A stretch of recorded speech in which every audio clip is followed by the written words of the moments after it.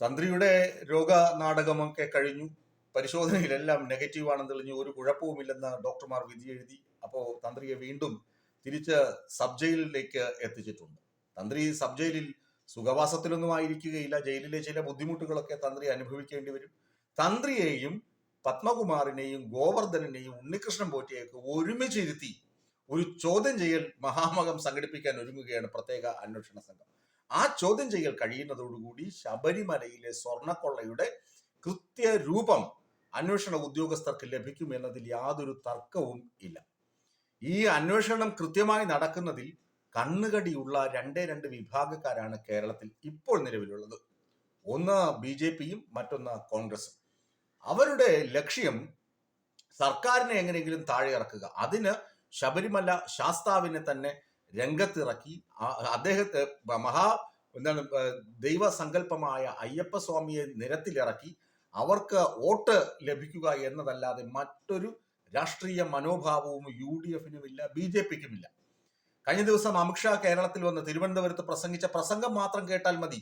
ഒരുവിധം സാമാന്യമായ ബോധമുള്ള ഏത് വ്യക്തിക്കും മനസ്സിലാകും ഇത് വർഗീയ അജണ്ടയാണ്. കൃത്യമായ അന്വേഷണം നടക്കുന്നുണ്ട്. ഈ അന്വേഷണം നടക്കുന്നു എന്ന് കാര്യം പറയുമ്പോൾ മലയാള മനോരമയോ അല്ലെങ്കിൽ മറ്റേതെങ്കിലും ഈ സർക്കാരിനെ ദ്രോഹിക്കാൻ വേണ്ടി മാത്രം ഇറങ്ങുന്ന പത്രങ്ങൾ മാത്രം വായിച്ചു കഴിഞ്ഞാൽ അല്ലെങ്കിൽ അങ്ങനെയുള്ള മാധ്യമങ്ങൾ മാത്രം കണ്ടു കഴിഞ്ഞാൽ ശരി മനസ്സിലാക്കണമെന്ന് ഇല്ല. പ്രിയപ്പെട്ട സുഹൃത്തുക്കളെ, നിങ്ങൾ അത്യാവശ്യം ദേശാഭിമാനി കൂടി ഒന്ന് വായിക്കണം. ദേശാഭിമാനി കൂടി വായിച്ചാലേ കാര്യം എന്താണെന്ന് കൃത്യമായി അറിയാൻ പറ്റുകയുള്ളൂ. ഇവരൊക്കെ പറയും ദേശാഭിമാനി പാർട്ടി പത്രമാണ്. അങ്ങനെയല്ല. പാർട്ടിയുടെ മേൽനോട്ടത്തിലും പാർട്ടിയുടെ മുഖപ്രസംഗങ്ങളും ഒക്കെ അതിനകത്ത് വരുന്നുണ്ട്. അതൊക്കെ വാസ്തവം തന്നെയാണ്. പക്ഷേ ഈ ശബരിമല കൊള്ള പോലെയുള്ള ഈ വർഗീയ അജണ്ട വിറ്റുപോകാൻ സാധ്യതയുള്ള വാർത്തകളിൽ നിഷ്പക്ഷമായി കാര്യങ്ങൾ അറിയണമെങ്കിൽ ദേശാഭിമാനി വായിക്കണം. അത് വായിച്ചാൽ കൃത്യം കാര്യം മനസ്സിലാകും.